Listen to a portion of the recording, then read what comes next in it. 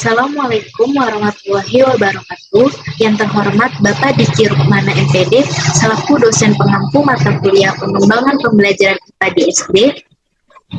Sebelumnya perkenalkan, nama saya Syakila Mutahini Nurwidat dengan NIM 220102576 dari kelas 5E PGSD. Pada kesempatan kali ini, izinkan saya mempresentasikan mengenai penerapan model pembelajaran Problem Based Learning atau PBL berbantuan PPT interaktif, media lampu lalu lintas sederhana, dan kipas angin pada materi transformasi energi. Selanjutnya, di sini ada identitas materi. Penyusunnya saya sendiri, Syakila Mutahini Nurwidat, instansi SD Negeri Jakarta Setia 3, tahun penyusun 2025, jenjang sekolah SD atau MI, mata pelajaran ilmu pengetahuan alam, fase atau kelas, fase B, kelas 4, bab atau materi, bab 4, materinya itu mengubah bentuk energi, topik A, yaitu transformasi energi, dengan alokasi waktu 1 pertemuan atau 2 kali 35 menit, dengan model pembelajaran PBL. Nah, di sini ada produk pengembangan pembelajaran IPA di SD. Jadi produk yang saya kembangkan terdiri dari 1 produk digital dan 2 produk konkret atau real.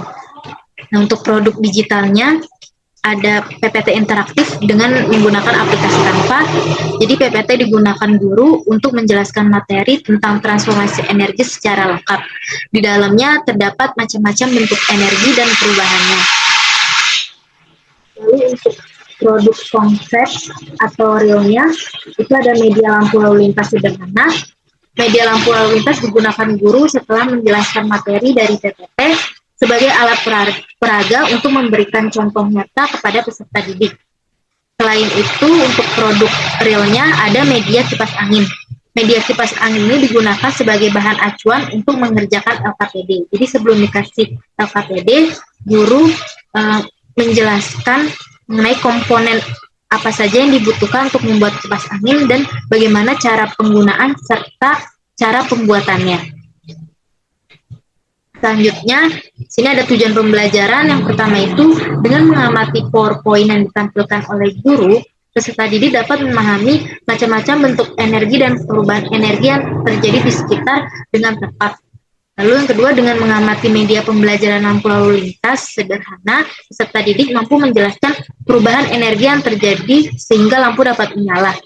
Ketiga, dengan diskusi kelompok melalui LKPD, peserta didik mampu menganalisis perubahan energi dengan benar.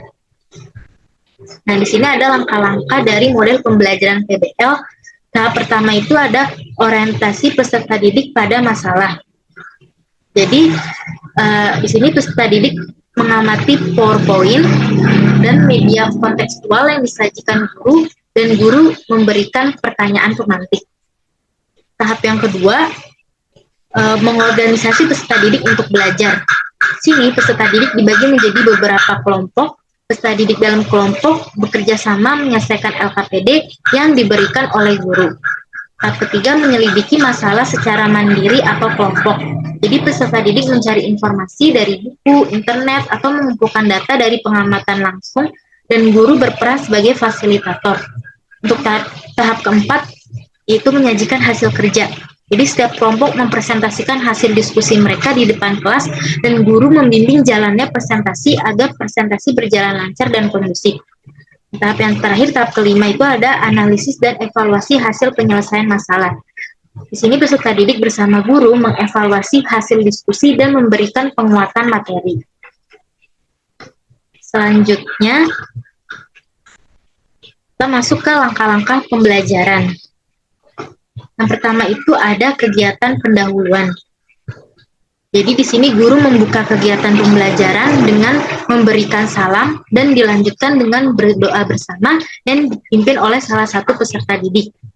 Lalu peserta didik bersama guru mengecek kehadiran dengan melakukan presensi. Setelah itu peserta didik bersama guru menyanyikan lagu nasional Tanah Airku untuk membangkitkan semangat nasionalisme. Setelah itu peserta didik bersama guru melakukan ice breaking untuk memotivasi atau memberikan semangat kepada peserta didik sebelum memulai pembelajaran. Setelah itu peserta didik bersama guru melakukan apresepsi. Nah, di sini ada beberapa pertanyaan. Yang pertama itu, pernahkah kalian memperhatikan lampu yang menyala di rumahmu? Jawaban yang diharapkan, pernah Bu. Lalu yang kedua, menurut kalian mengapa lampu bisa menyala? Nah, jawaban yang diharapkan dari peserta didik itu karena adanya aliran listrik. Pertanyaan ketiga, energi apa yang diperlukan untuk menyalakan lampu? Jawaban yang diharapkan adalah energi listrik. Selanjutnya, peserta didik mendengarkan guru menyampaikan tema materi pembelajaran sebagai awalan dalam kegiatan belajar, yaitu pada materi transformasi energi. Selanjutnya, peserta didik mendengarkan guru menyampaikan tujuan pembelajaran, dan peserta didik mendengarkan guru menyampaikan aturan-aturan pembelajaran hari ini. Selanjutnya ada kegiatan inti. Untuk tahap pertama ini ada mengorientasi peserta didik pada masalah. Jadi peserta didik diminta untuk mengamati PPT tentang transformasi energi yang ditampilkan oleh guru melalui laptop dan proyektor. Nah, di sini ada video mengenai penggunaan dan pembahasan isi materi dari PPT.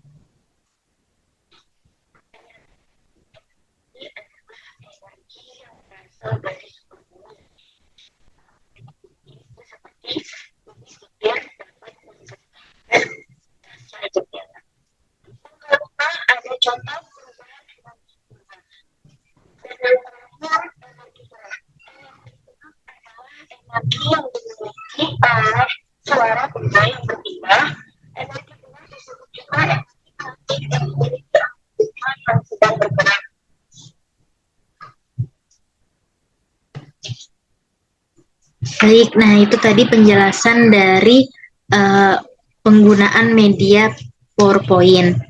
Selanjutnya,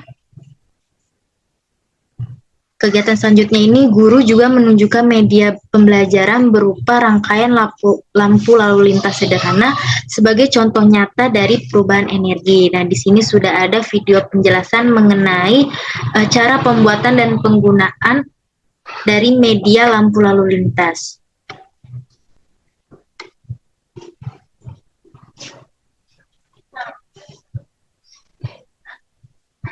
Yes.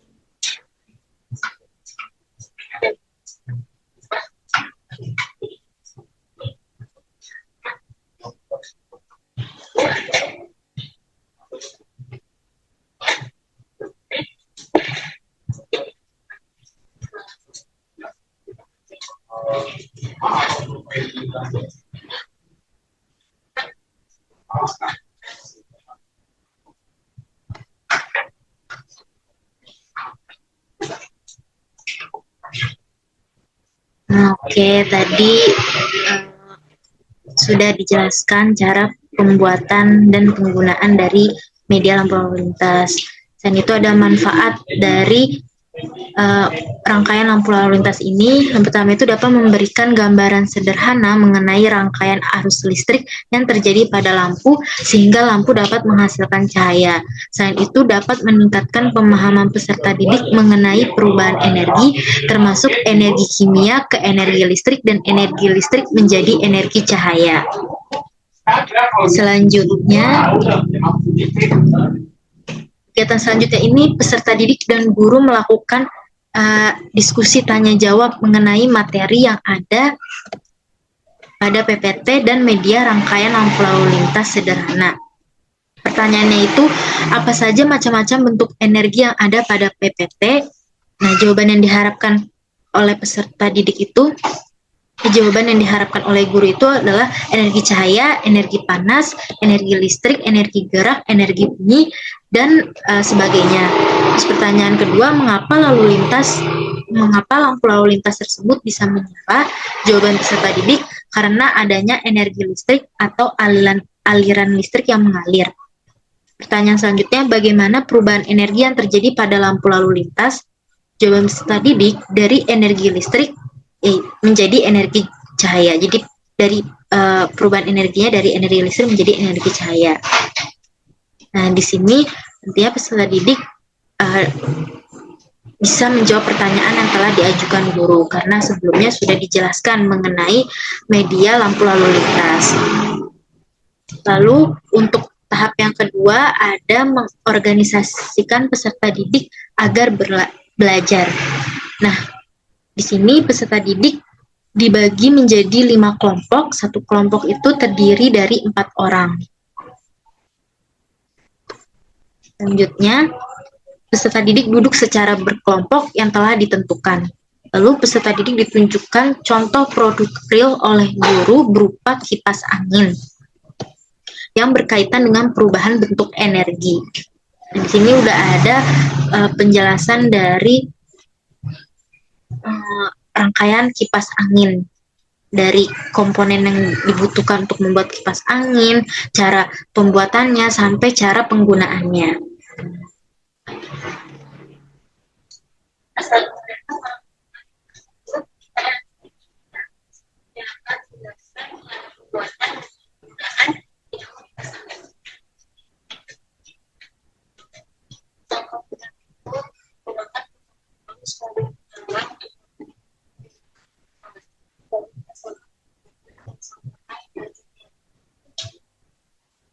Setelah itu, masukkan ujung kabel ke dalam konektor. Selanjutnya, pasang kabel ke empat baterai. Sambungkan salah satu kabel dari empat baterai ke dinamo di konektor. Lalu sambungkan kabel sebelahnya pada sekat. Lakukan listrik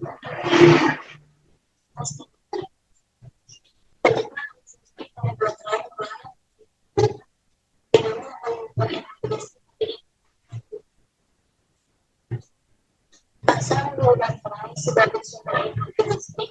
Baterai dipasang pada bentukan baterai yang terhubung dengan baterai. Selanjutnya pasang baling-baling plastik pada transmitter ban. Ketika sudah ban, baling-baling kipas akan terbuka. Yang terakhir, pasang perekat pada konektor.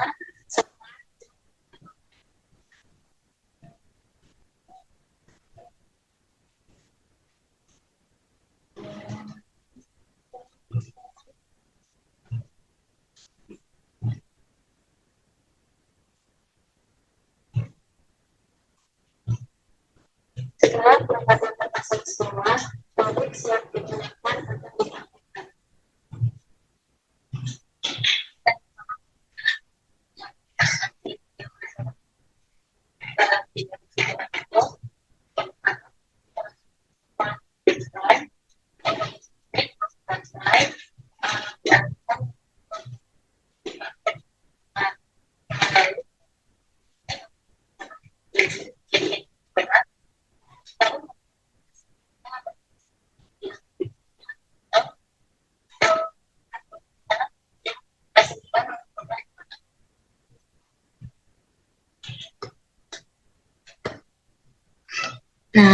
Jadi manfaat dari dibuatnya media kipas angin ini karena media ini cocok untuk mengenalkan konsep dasar perubahan energi listrik menjadi energi gerak kepada peserta didik, atau bisa juga sebagai proyek prakarya sederhana dan dapat memberikan pengalaman belajar yang lebih menarik dan interaktif nantinya. Selanjutnya, peserta didik diberikan LKPD oleh guru yang berisi persoalan yang berkaitan dengan perubahan energi yang terjadi pada kipas angin. Jadi sebelum diberikan LKPD, guru akan menjelaskan mengenai media kipas angin ini dari cara pembuatannya hingga cara penggunaannya. Nah, nantinya peserta didik akan mengamati bagaimana sistem kerja dari kipas angin ini. Lalu peserta didik mendengarkan arahan guru tentang cara penyelesaian LKPD. Untuk tahap yang ketiga ini ada membantu menyelidiki secara mandiri atau kelompok. Jadi peserta didik diminta bekerja sama dalam kelompok untuk mendiskusikan permasalahan yang terdapat pada LKPD. Lalu peserta didik diminta mencari informasi yang sesuai dengan contoh produk yang sudah ditunjukkan oleh guru, yaitu berupa kipas angin. Nah, peserta didik juga diminta untuk merumuskan jawaban secara lengkap dan rapi di dalam lembar kerja peserta didik yang sudah disediakan. Peserta didik diberikan motivasi oleh guru agar bekerja sama dalam menyelesaikan permasalahan yang terdapat di dalam LKPD. Selanjutnya, nah ini ada contoh dari LKPD. Di sini ada gambar kipas angin, lalu ada persoalan-persoalan yang merujuk pada kipas angin yang nantinya akan diselesaikan oleh peserta didik dalam kelompok. Selanjutnya, tahap yang keempat itu ada menyajikan hasil kerja. Jadi di sini peserta didik mendengarkan tata cara dalam menyajikan hasil diskusi kelompok, lalu peserta didik memilih perwakilan dari setiap kelompok untuk mempresentasikan hasil diskusinya. Peserta didik mempresentasikan hasil diskusi kelompok di depan kelas, dan peserta didik lainnya dapat memberikan tanggapan terhadap penampilan kelompok yang tampil. Setelah itu, peserta didik mendengarkan guru memberikan tanggapan terhadap hasil diskusi dari setiap kelompok. Guru juga memberikan apresiasi kepada setiap kelompok yang sudah maju untuk presentasi. Lalu, untuk tahap yang terakhir, tahap kelima, itu ada mengevaluasi hasil penyelesaian masalah. Di sini guru mengulas kembali materi tentang transformasi energi termasuk permasalahan yang terdapat pada LKPD. Selanjutnya, peserta didik mendengarkan penjelasan guru untuk penguatan materi. Setelah itu, peserta didik diberikan soal evaluasi untuk melatih pemahaman mereka mengenai transformasi energi. Peserta didik mengerjakan soal tersebut secara mandiri. Kalau tadi LKPD secara berkelompok, nah evaluasi secara individu.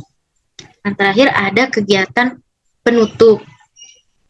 Sini peserta didik dan guru melakukan refleksi terhadap pembelajaran yang telah dilaksanakan. Nah, terdapat beberapa pertanyaan. Pertama itu, apakah kalian sudah bisa menentukan perubahan energi yang terjadi dalam kehidupan sehari-hari? Jawaban yang diharapkan sudah, Bu. Lalu apa saja yang sudah kita pelajari hari ini? Jawaban yang diharapkan itu ada bentuk-bentuk energi dan perubahannya. Selanjutnya, kegiatan apa yang paling kalian sukai pada pembelajaran hari ini? Nah, ini bervariasi tergantung masing-masing dari pendapat dari peserta didik.